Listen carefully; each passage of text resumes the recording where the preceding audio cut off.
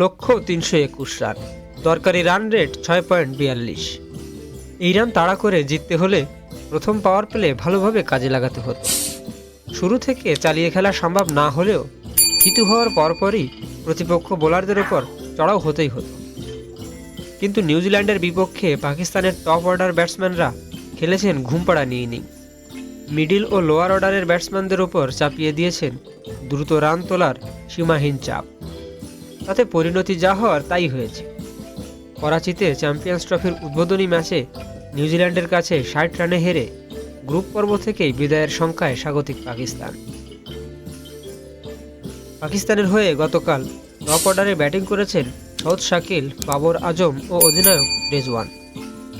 শাকিল ও রেজওয়ান মিলে খেলেছেন ৩৩ dot ball, run করেছেন মাত্র ৯। বাবর অবশ্য 50 করেছেন, কিন্তু তার ৬৪ রান করতে লেগেছে ৯০ বল। ডট দিয়েছেন ৫২টি, অর্থাৎ ৫৭.৭৭ বলে তিনি কোনো রান নিতে পারেননি। ম্যাচ শুরুর আগে আমি বলেছিলাম বাবর আজম যেন রান রেট নিয়ে না ভাবে, তাই বলে আমি ওকে এত ডট বল দিতে বলি, বলেন ওয়াসিম আকরাম। প্রয়োজনীয় রান রেট যখন হু হু করে বাড়ছিল, তখন বাবরের এমন ব্যাটিং দেখে অনেকের কাছে স্বার্থপর মনে হতেই পারে।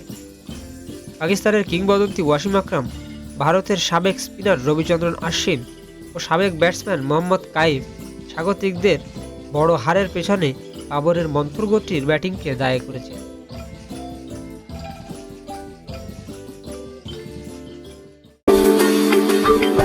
Subscribe for more videos.